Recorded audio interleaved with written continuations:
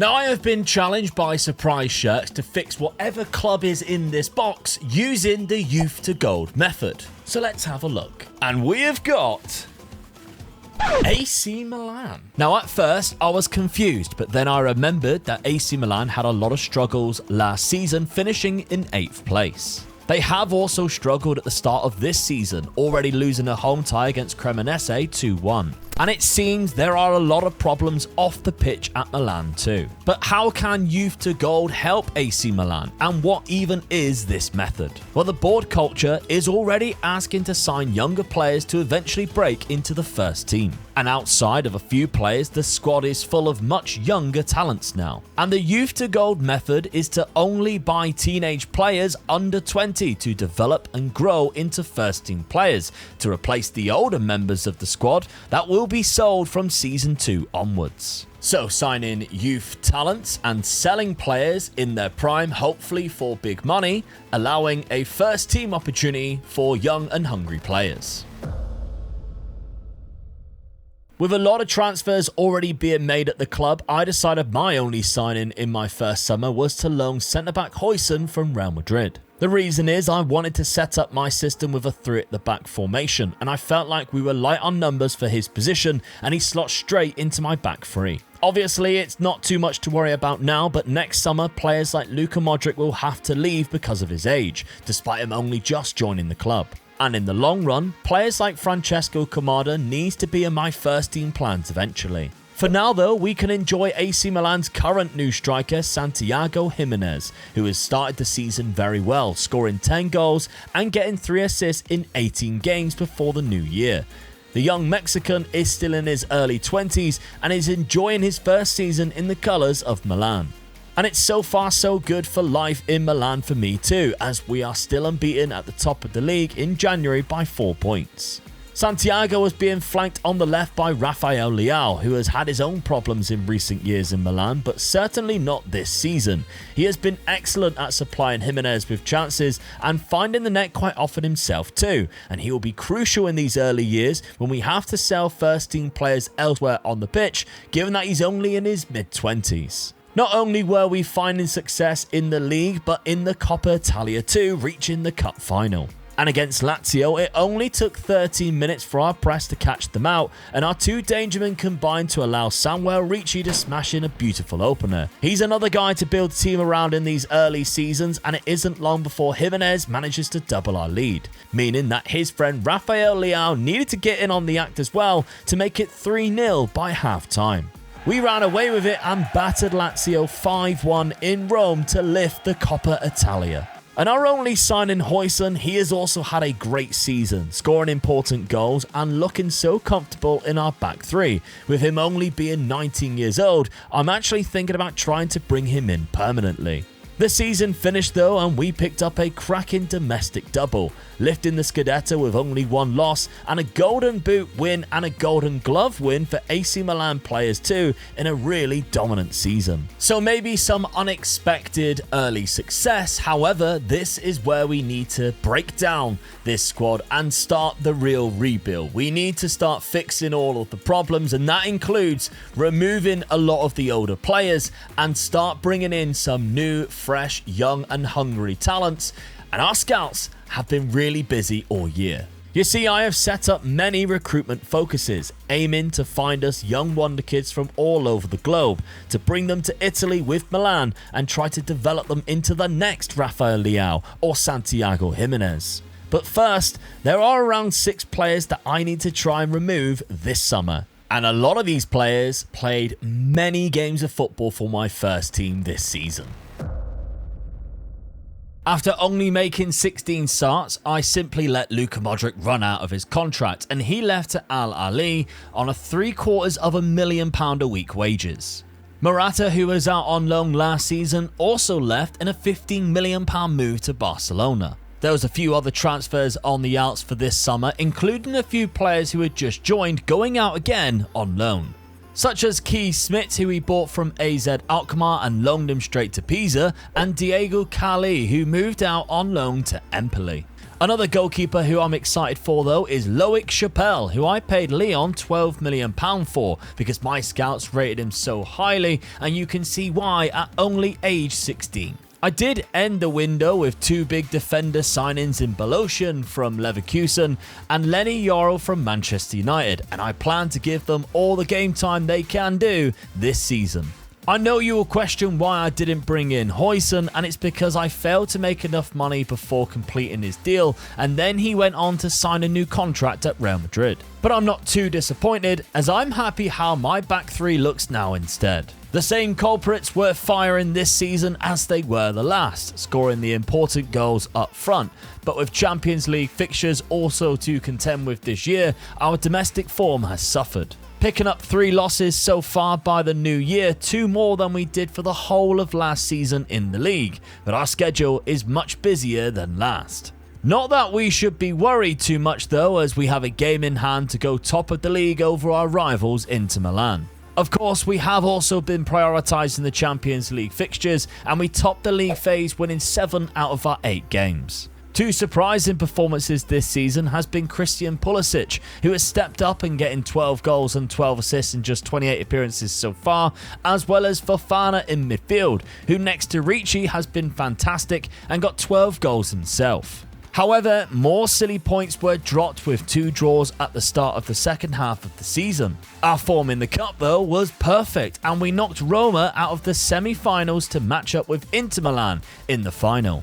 Their form though had been absolutely atrocious, and they left a door open in the league table for us, to the point where we were 9 points clear with just 4 games remaining at the top of the league. It wasn't all smiles this season though, as we met PSG in the semi-final of the Champions League and got battered 6-2, who then went on to lift the Champions League, beating Real Madrid in the final. On cup final day, it was of course also derby day, and Inter Milan were the ones to open the scoring with their first shot on goal through Martinez. And it took us until the second half before we were able to pull a goal back through Jimenez. The game then went to extra time, and it was Fofana's first time pass back out to Terraziano at right wing back that was beautiful, and he found the winner. So it was back-to-back Coppa Italias, and although we left it until extra time, we certainly deserved the win. Before clinching the league title though, we suffered 2 more defeats against Sampdoria and Napoli, but eventually we got the job done against Roma thanks to Jimenez's winner in a 3-2 classic after coming back from 2-0 down in the 67th minute. A nice way to secure another league title, but we were about to replace the hardest position in a youth to gold, because goalkeeper Mike Mannion was about to turn 30 and he needs to be sold. And in case you didn't know, in youth to gold, the goalkeeper is the hardest position to pick, because what goalkeeper aged 19 is ready to go into the first team at a club like AC Milan? Speaking of being ready, are you ready to try a challenge with Surprise Shirts and their Football Manager Edition box? Because Surprise Shirts is the most fun way of finding a new save on Football Manager and expanding your shirt collection. And it's really easy and still customizable too. After selecting your size, select which box you would like. The FM Edition guarantees you a shirt from the base version of Football Manager. You can then decide whether you want to play it safer with a shirt that may be a bigger side, or go for it and be a really obscure club. You can also let them know that you don't want to get a Rennes shirt like me, or any other club, league or colour that you don't want to get. And finally, when you get to the checkout, you can use code OL10 for 10% off. However, you could also go for the subscription package, meaning that you get an even bigger discount, a free 12th box in your 12th month, and exclusive benefits as well as a monthly draw, and you can even cancel it at any time. Not to mention again, at the checkout, you can use code OL20 this time round to get 20% off the first box in the subscription. So go to surpriseshirts.co.uk, I'll leave a link at the top of the description for you, and remember to use that code OL10 at checkout, or OL20 if you're brave enough to do the subscription, and take on a new Youth to Go challenge yourself, thanks to Surprise Shirts. Thankfully, this summer I wouldn't have to sell any of the players that have been scoring the goals for me, but that's not to say I still won't buy if I do find some prospects. However, it was indeed time to say goodbye to Mike Maignan, who we managed to get a respectable £54 million from Chelsea for. De Winter has also left the club, but there was simply no game time available for him. And I did purchase another centre-back in Vuskovic, who's better than De Winter, for £20 million from Spurs as a rotational option, as well as signing Roma's young striker Tancredi Vella as a future striker option to give Kamara some competition in years to come. My last notable signing was Mark Wouters for £10 million from Willem II, who my scouts rate very highly as a future star winger. The goalkeeper position, though, was going to be on the shoulders of 17-year-old Loic Chappelle, who already is developing into a fabulous keeper. He seemed up for the challenge, though, as well when he was called upon. Speaking of which, I gave a start to Francesco Kamara in the Champions League against Newcastle, and the 18-year-old went on to score 2 cracking goals in a win. And he is already developing into a lethal striker with some amazing technical attributes at his disposal. It was once again a tight title race between ourselves and Inter Milan, but Roma, Juve and even Atalanta wasn't too far behind either. We were also bringing in new players too for the January window, as a young Russian striker called Krapukin joined from Zenit for £5 million.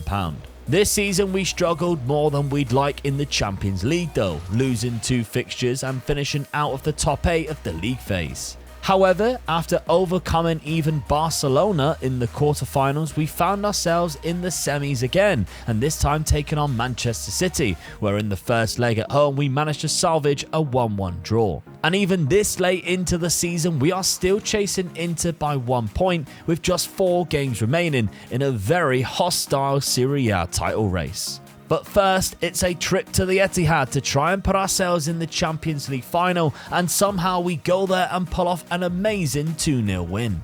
Before our final against PSG though, we had to beat Inter's results to overtake them. However, the 2 games before the final day, both of our sides were not slipping up, meaning it went down to the wire, and unfortunately that's as much as we could do, as Atalanta beat us on the final day 1-0. And annoyingly, Inter Milan lost their fixture as well, meaning if we did win, we would be champions. Our first crack at the Champions League trophy then, versus a formidable PSG. And Luis Enrique's team had only gotten better in the last 3 seasons, signing Vinicius Jr. and absolutely destroying us 3-0 in the final, with João Neves scoring a second before half-time and Vinny finishing it off with a perler. Our target was over for now, but the Youth to Go project was only just beginning, and we were already seeing signs of it working really well. The summer of season number 4 included £69 million on the outs, but £60 million was only from 1 player, but only £71 million on the ins, but there was about 9 or 10 players that could be potential first team prospects in the future. The £60 million move was for Kyle Tomori, who went to Real Sociedad, and it was the perfect time to cash in on him now that he's 29 this season. It was only him and Loftus-Cheek who departed, who was now 30 as well, and the rest were just free transfers or loan deals for our youngsters. 10 new faces come through the door with a potential new right wing back for this season. That's what my plans are anyway for the German 18-year-old Breidenbach, who I purchased for £12 million from Bayer Leverkusen. Possibly a future Rafael Leao replacement could be Matzinho, who at 18 and 6'4" with a killer first touch, great determination and leadership qualities is definitely one to watch. As is these 2 defenders. Morgado for now will stay in the youth team, but Bassaran is straight out on loan to Sampdoria, getting first team football. Season 4 was when we started to see a lot of the changes possibly cause us trouble in the dynamics of the squad, although the usual suspects and Breidenbach, who had been chucked in there, were definitely still performing well.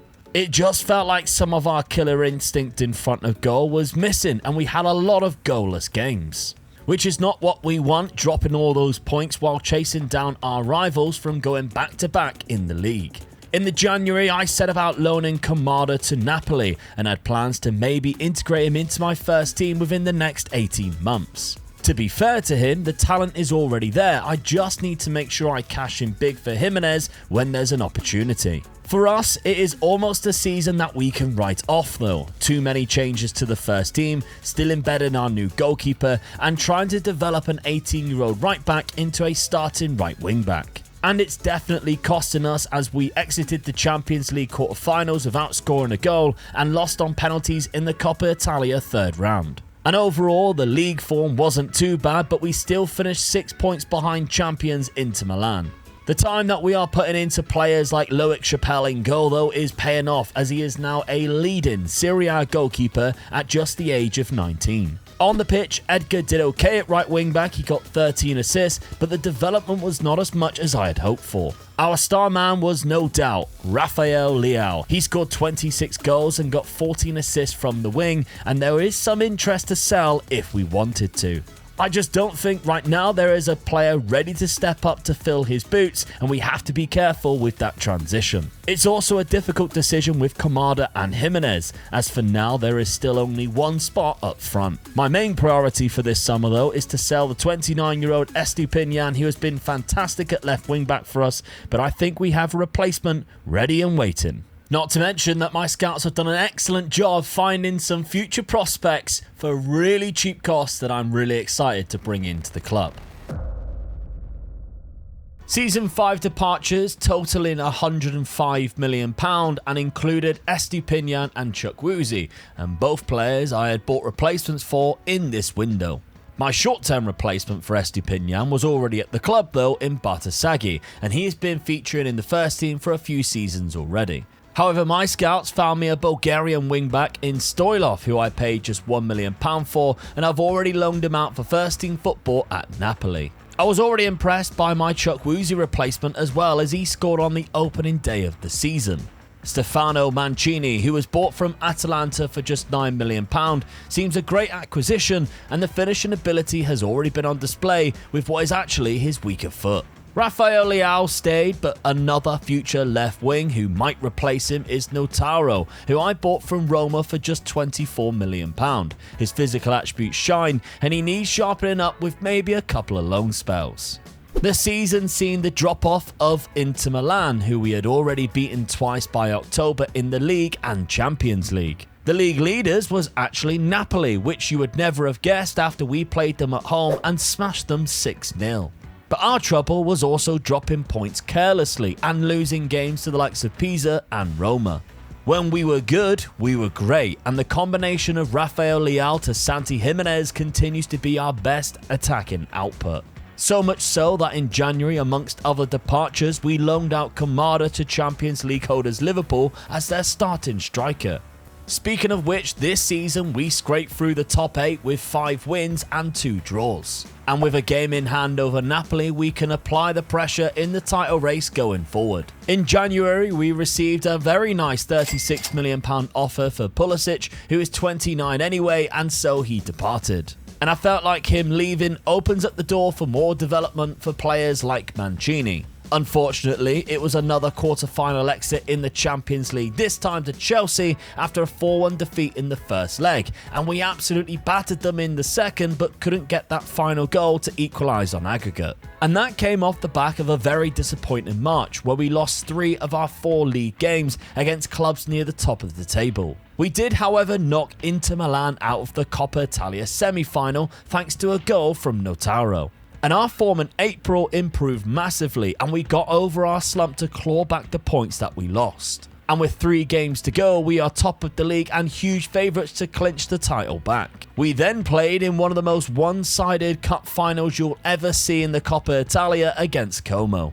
And unfortunately for their fans, they travelled all the way to Rome to see their side only get 1 shot all game and lose 4-0. But that was typical of our performances around that time of the season, and we stormed through our final 3 games, lifting the league title after our 2-year absence. And what pleased me the most was Loic Chappelle picked up the most clean sheets. And it's not hard to see why. His development has been astronomical since he was given the #1 spot between the sticks. Stefano Mancini, on the other hand, was slightly worrying, just 7 goals and 10 assists all season and not a lot of development. Whereas a lot of the players who went on loan, such as Kamada, was developing really well, and it kind of begs the question, what is better, given the first team football here in a rotational spot, or first team football out at another club? And although we picked up another domestic double, the looming big storm over our heads is the situation with Rafael Leao. He's now 28, as well as Youssoufa Fofana, who plays 50 games this season, and he's 29. 2 players we have to replace this summer or next. This summer's transfers out did include Fofana, who was a third of the £98 million we bought into the club in player sales, but the rest was from our star striker so far in Jimenez for £24 million and Gabia, who's gone to Liverpool, footed by so many loan deals where clubs are just simply throwing money at us to borrow our players. And our bank balance has never looked healthier because of it, with nearly £700 million sat in there, and we have a massive transfer budget that we are barely touching. The elephant in the room is Rafael Leao, who we can technically play for another season, as his 30th birthday is after this season will be finished. Now for the ins, and this might be our best transfer window yet, starting with Vincenzo Cesaro, who we paid £47 million for from Inter Milan, and he's straight out on loan. A player going into our first team though is the Belgian midfielder Ladendries, who has all the talents and potential to be a star, and in defensive midfield has 17 for pace and acceleration, signing from Club Brugge for £28 million. But this is where my scouts need a pat on the back, because Petkov joins for just £5 million as a left-footed centre-back to eventually replace Bolosian. However, the best of the bunch is the Ukrainian defensive midfielder Tsymbal, who will cost us just $350k from Obolon in Ukraine and is a phenomenal talent already. And he even picked up a goal in a 2-0 win against Lazio. Some warning signs that we may be missing Jimenez is starting to show through, as we lose 2 of our first 4 games without even scoring a goal, with Francesco Kamada shooting blanks in the opening 4 matches from the starting position up front. Even though there are no signs of any problems in the squad and no issues to be addressed. It seems like all strikers though, Kamada just needed a goal or 2 before he could get his confidence to rise, and he was able to then go through a bit of a run, scoring in the next 4 games on the trot and showing us the clinical finishing ability we know he has. Although soon after there was another dry patch, and instead Rafael Leao stepped up with goals, and in 34 games he managed to score 23 and got 12 assists. It proved that we were struggling because we were currently 3rd in the league, although it was extremely tight at the top. But with the same record as last season, we once again progressed through to the top 8 of the Champions League. Elsewhere, it was nice to see some of our lone players out making a difference too, scoring goals and slowly developing into better players, ready for a first team replacement. At home though, a real bad first leg against Borussia Dortmund in the round of 16, and we were knocked out of the Champions League because of the 5-1 first leg loss, as well as exiting the Coppa Italia at the hands of Inter Milan in a 2-0 defeat. It did mean we reclaimed pole position in the Serie A, but we end our season playing both Roma and Inter Milan in our final 2 games. And it was very clear that it was going to be extremely tight going towards the final parts of the season. A random loss to Genoa in April was frustrating in a month where we seemed so dominant. And also in a month where Francesco Kamada was back in white-hot form, scoring 6 goals with his pal Leao shining as well. And the 2-horse race was neck and neck as we reached the final hurdle of the last 3 fixtures. In our first game, we were drawing 1-1 with Fiorentina until a Samuel Ricci 93rd minute winner bagged us a win, while Inter Milan put away Torino rather comfortably. We then pumped Roma at the San Siro 3-0 to keep the pressure on, and Inter, who were level with Lazio, conceded a late goal to lose 3-2.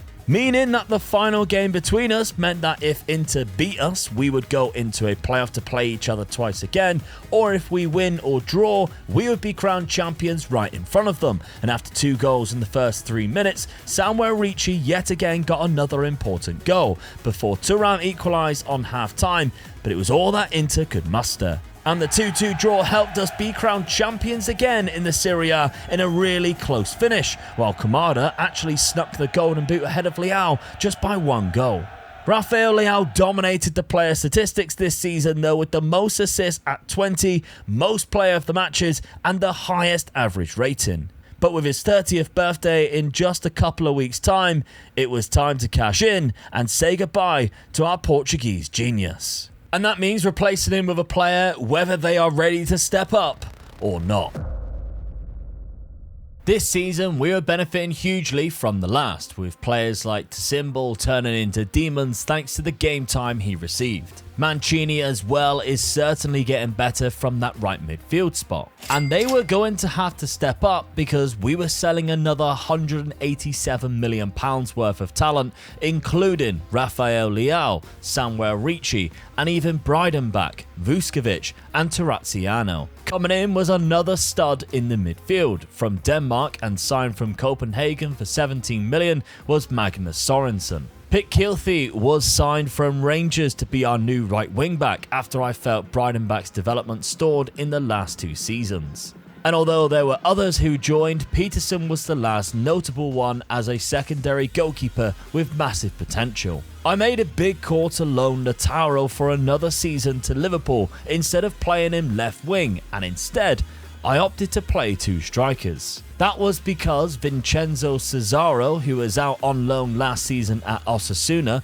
looked to be the perfect deep line forward to partner Kamada this year. It was the first major tweak I've made to the system in years, and sitting them closer together seemed to really pay off. As well as the introduction of Pitt Keelty meant that any attacks down the right hand side then had 2 targets to be aimed at, and Kamada was the one to benefit the most out of this change. Cesaro's presence up there within flustered defenders, and Kamada was allowed to find space easier and scored 15 goals in his first 21 appearances this season. And in that time, Pitt Keelty was flying with 10 assists, and the average rating was topped by Cesaro. We began defeating Inter Milan on a regular occurrence, including knocking them out of both the Coppa Italia and the Champions League round of 16. And although he wasn't catching Kamada, Cesaro was also flying into double figures for both goals and assists this season. An old foe appeared in the quarterfinals. We drew PSG once again in the Champions League. And after a really tight first leg where we pinched an early lead only to be brought back level thanks to a bit of poor defending, up stepped Stefano Mancini to bag the winning goal of the tie with a bit of quick thinking and brilliance. And it's Arsenal to play next in the semi-final. And it was at this point that you're probably wondering what's going on in the Serie A, and the reason why I haven't mentioned it is because, well, it's been a really boring season. And that's because we were crowned champions with 4 games remaining, while Francesco Kamada has 25 league goals and 7 ahead of second place in the Golden Boot race. In the first leg of the semi-final of the Champions League, Mancini was the provider, popping the ball back for Langendries to fire home. And it stayed 1-0 until the second leg, where Arsenal equalised in the 92nd minute, only to be devastated when Bartosegi's amazing run and shot fell to the feet of Kamada in the 95th minute, which then puts us into the Champions League final. Before that though was the Coppa Italia final, which turns out to just not be our day, as Kamada stepped up and missed from the penalty spot, and Juventus went on to punish us on the night, winning 2-1 at the Olimpico. We defeated Inter Milan again on the final day of the Serie A season and finished 17 points clear at the top in preparation for the big one.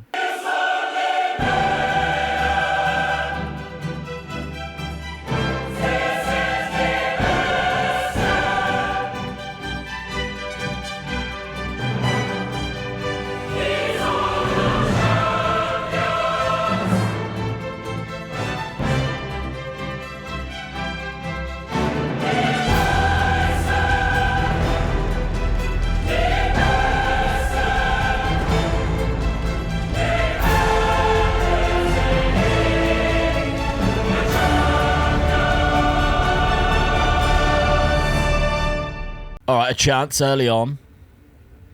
Building out from the back, which I like, but it's only 3 minutes in. Bartasaghi. Come on. I thought I went out of play, but it didn't. Mancini's there. No. Pitkelthy.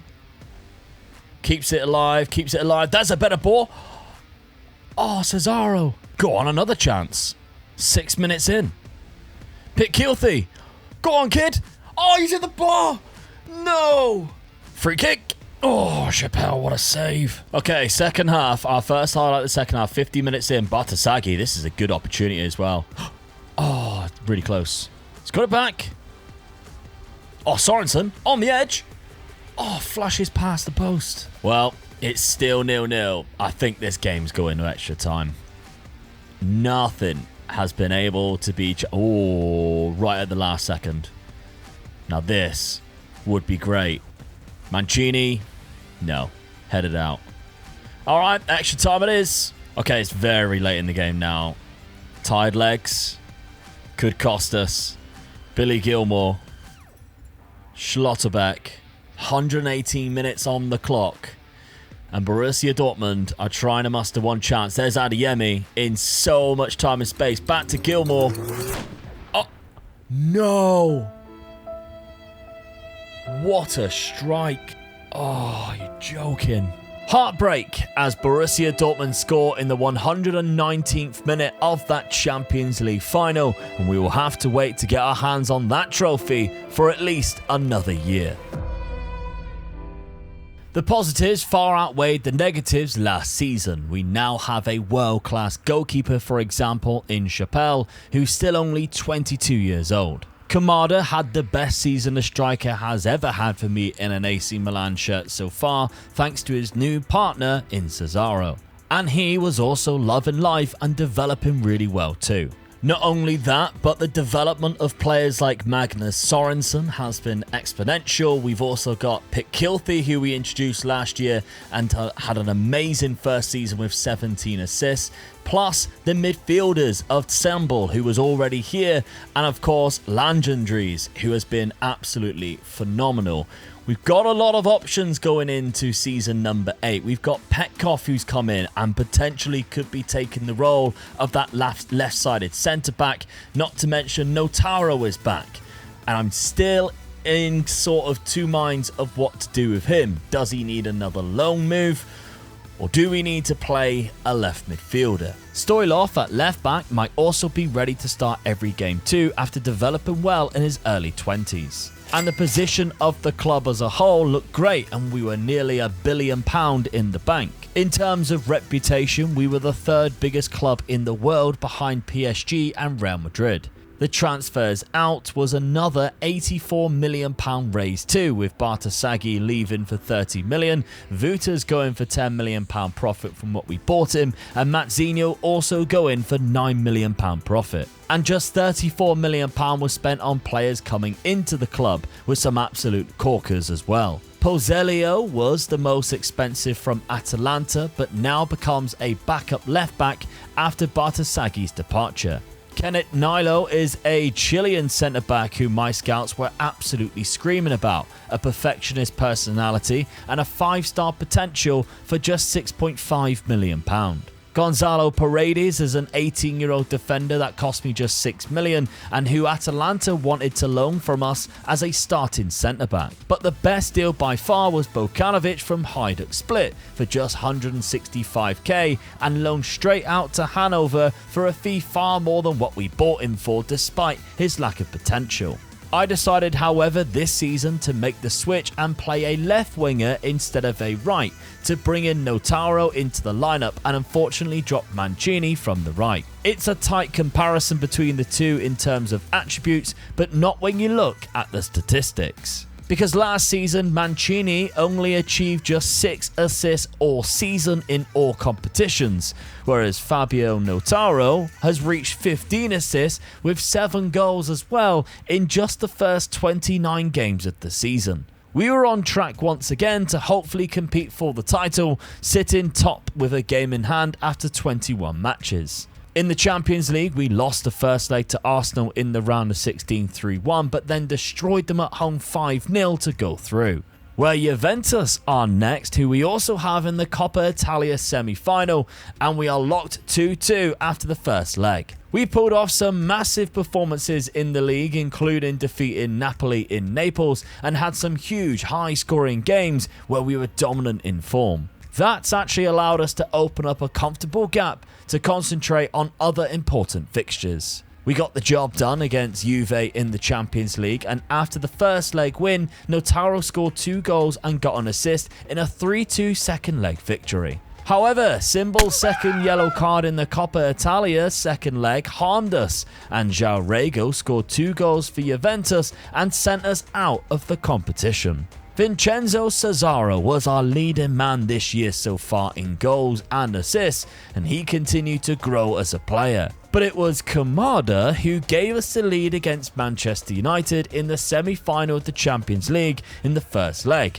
This game didn't end well, however, with United firing back and even grabbing a winner at the New Trafford Stadium. In the second leg, we took the lead twice against Graham Potter's Manchester United, with Jadon Sancho equalising first before Cesaro scored our second. But we were defeated well and truly when Jadon Sancho's second equaliser meant that United won on aggregate. Just a league title this season and not even a golden boot. However, Chappelle's 27 clean sheets needs to be studied. I certainly don't regret the decision to change it up with the system, as Lautaro's contribution of 14 goals and 30 assists was simply incredible. I can't even be mad at the strikers because they also contributed well still. I just think the luck wasn't on our side this year. What was on our side was the development of some of the younger players we have and that we've introduced in the most recent seasons. And given that this is a youth to go challenge, it is important that we track and highlight and hope these guys perform well and grow, and I could not be happier with some of these results. This summer was easily our quietest, with just Beretta being a big transfer to leave the club, who we only paid £2.6 million for and used him in rotation across the season since. We only brought in 2 players as well, one being an Italian defensive midfielder from Fiorentina and the other a Brazilian goalkeeper. We did also loan Baloshin out to PSG with an option to buy from us too, as I look to fade him and Lenny Yoro out for newer players in the upcoming seasons. First game of the season was a crazy one as we destroyed Torino 13-1 at the San Siro. To say that it was a sign of things to come though would be a lie, however, as we really struggled to get going in the first half of the season. And we were sat in 4th place at the end of January and 12 points behind Juventus. We were performing well in the Champions League, however, winning 7 out of our 8 league phase matches. But that's when things switched and our league form shot up, and we went on to win every game in January, February and March. But in the Champions League, we faced Graham Potter's Manchester United once again, and it was a tough first leg. United came to the San Siro and even took the lead in just 2 minutes, but we managed to scramble in an equaliser which took the game all the way to penalties. And we thought we had the luck on our side when Chappelle saved Barco's spot kick. We then just had to keep going and keep scoring. But unfortunately, when Pit Keelty stepped up, his penalty was saved. Meaning it was back to sudden death, and Petkoff unfortunately missed our next one and Manchester United knock us out again. Miraculously, we have closed the gap down to just 4 points in the Serie A, but we still need a lot of luck if we want to win the trophy this season. Miraculously, we have closed the gap down to just 4 points, but we still need a lot of luck to win a trophy this season. And it seemed like we didn't have that as Juventus knock us out of the Coppa Italia semi-final. Meaning we have just the Serie A to fall back on, and in April we win 4 from 4 again. While Marco Rose's Juventus are dropping 4 points with 2 draws. This means things are level going into the final 4 games, where we also have to play Juventus still. We first off match Juve's win against Sampdoria with our own thanks to Kamada's goals. But while Juve is having easier home fixtures and winning, we are going away to Genoa and doing the same, or having to face our biggest rivals and still getting it done. So it did indeed go down to the final day of the season, and Kamada was lightning quick to open the scoring. Juve took until the second half to equalise, but we've got the deadliest striker in the world in Kamada, and he put us back in front. Followed by an unconventional substitute of Martin Petkov coming on from right back and scoring a third, and Juventus managed to eventually pull one back, but AC Milan are your Serie A champions. Going on a winning run since the last time we played Juventus back in December. Kamada was simply sensational this season, scoring more goals than games, and this could be his year for the Ballon d'Or trophy. Sorensen was a standout talent this year too, progressing into a world-class midfielder, but yet again the development of a lot of players, especially defenders, has been incredible this season, and it means I'm happy to let the likes of Beloshin and Lenny Yoro depart this summer. Not that we have to get rid of Lenny, because he is still only 27 years old. Beloshin did indeed make his move to PSG permanent for £22.5 million. And Lenny Yoro is also leaving the club, moving to Liverpool with a loan that has an obligation to buy for £30 million. I ended up paying the same price for a 15-year-old from Torino who looks fantastic for such a young age. There was also two players who joined that might in the long run be Nataro's replacements in the future as well. For now though, he is still one of the first names on the team sheet and is only 23 years old. There was a race going on though between our two strikers as they both tried to outdo each other month by month with scoring goals. However, Kamada was rightly so chosen as the best player in the world after his amazing season lifting the Ballon d'Or. But that didn't stop Cesaro, who was right there with Kamada, both on 22 goals and 4 assists. Cesaro was leading the Serie A Golden Boot race though with 20 as we sat 5 points clear of Roma. Kamada was now our captain too with the departure of Yoro, and in the round of 16 against Dortmund he grabbed the game himself, getting an assist and a goal to see us through. But Cesaro continued to be a monster in the league, where our advantage just simply increased. Still only 1 loss and 2 draws, our gap at the top continued to get bigger every single week. We then did something I didn't believe was possible in the Champions League quarter-finals, as we defeated Ajax 10-0 to progress through to the semi-finals. And we were also beating Hellas Verona 9-1 on aggregate in the Coppa Italia semi-finals. We once again had the league title wrapped up early, meaning we could focus on potentially going for the treble. And to do that, we would have to overcome Real Madrid in the semi-final of the Champions League. And in the first leg, we gave ourselves a great opportunity to reach the final by really dominating the chances despite them having 65% possession, and we limited them to only 2 shots on goal while we were having 8 on target and scoring 3. But if we did progress, the chances are it would be our old foes PSG in the final after their 3-0 first leg win. The second leg started off in the worst way possible as Real Madrid scored in the second minute and levelled the aggregate score from the penalty spot in the second half. But right when we needed him again, Francesco Kamada stepped up and put us back in front, and we secured the win by a comfortable 2-goal margin with an equaliser on the night. And it was indeed PSG that we were to face in the final. Before that, a worrying Coppa Italia final against Napoli, where our front three were completely ineffective and Napoli pounced, scoring their only 2 shots on target to lift the cup.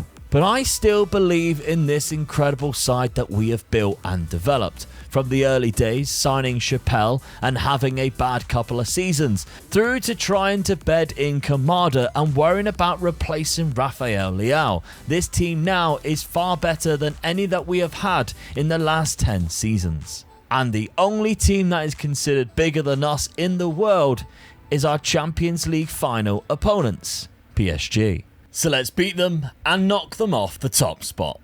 Okay, this PSG team, led by De Zerbi, obviously has Beloshin in it. Kind of a legend at the club, really. But he had to move on for the likes of Petkov, for the likes of Morgado and Nilo. And they've come in and they've done really well.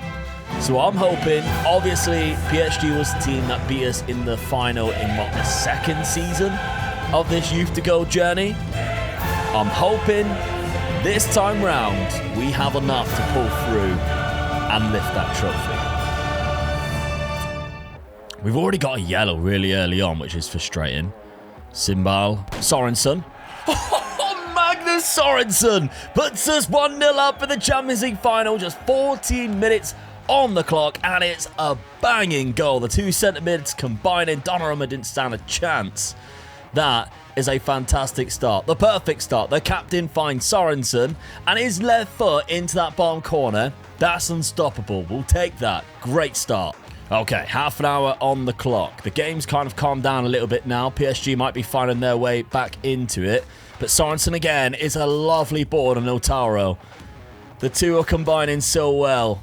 Stoilov, there's a ball. Kamada, he has been so good since, like, what, season 6 onwards, and even then before it, whenever he had the opportunity, he was unbelievable. And now he might have just started to put our name on the trophy. It's still early doors, but we're 2-0 up. I mean, he went the wrong way there, really. He should have went with the other post, but Donnarumma still couldn't save it. We're half hour in, and it's 2-0 up now. All right, we're approaching half-time. The performance of Sorensen has been great. I mean, he was also obviously in the build-up of that second goal, but the first goal, the finish that he had, was just beautiful.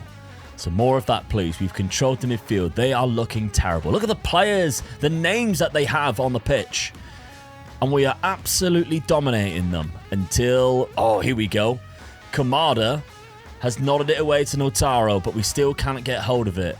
PSG will reclaim the ball. Barcola, he might have found Kvaratskhelia, but he's missed the target. Chappelle would have saved it anyway. A reminder that Chappelle was a 17-year-old player that we put into the first team. It's kind of shocking, really, with how good he has been. I think we bought him in, like, the end of Season 1. Like, the summer of Season 2, we bought Chappelle in from Lyon, and he has just been... He might be our best signing. I think he might be the best signing that we've had in this Youth to Gold. Because goalkeepers are so difficult to find in Youth to Gold, and to find one that good so early on, we haven't had to worry about it. Lautaro is now in. Lautaro from Roma we bought him from, and it's a third. Fabio Lautaro. The Rafael Leao replacement, which we didn't know whether it was going to happen. We sort of toyed around when we got the two up front to drop that left side, but Lautaro forced his way into the team, and I'm so glad he did. That's a third, and probably it's game over for PSG. I've even made some changes. 3 changes. Kamada with the corner. Petkov. Mike Petkov makes it 4, and it's the most dominant Champions League final you will ever see. This has been so different in comparison to the first time we played them. Martin Petkov, what a header that is as well from deep. You talk about dominant in the air. That is unbelievable. Guerrero, Langendries, and Vela has come on the pitch. It's not going to matter. Donnarumma's having a stink here. And Milan are going to be lifting the Champions League thanks to the Youth to Gold method. We're in the final minutes now of the match. Is PSG just going to get themselves a little consolation goal? Just something for the Parisian fans who are always fantastic, let's be fair. Something for them to cheer about. Or are we just going to make it 5 and even more embarrassing? That is an unbelievable goal. That is absolutely ridiculous. Chappelle's looking and going, I can't really do much about that, lads. I mean, what do you expect me to do there? That's phenomenal. How's he done that? That's first touch, isn't it? Oh, actually, Chappelle should save it. Chappelle should definitely save that. The other angle looked like he just didn't stand a chance. He should 100% be saving that. It doesn't matter. Because PSG are your Champions League runners-up. And AC Milan are your Champions League winners. Get in. The goal that we had from day one was to build a team of using Youth to Gold to do exactly this and win the Champions League. And we've done it. And not only that, we've taken the top spot as the biggest team in the world. So a big thank you to our friends at Surprise Shirts for the challenge. I do love a good Youth to Gold, and I hope you enjoyed it as well. Make sure to check out Surprise Shirts. I'll leave a link at the top of the description. And remember to use that code OL10 or OL20 at checkout when you get your Surprise Shirt box. And once you've done that, check that you have subscribed to the channel if you enjoyed, and if you did, I know for a fact you will also enjoy this challenge where I spent 10 seasons at Fiorentina trying to find myself a Rui Costa and a Batistuta new gen.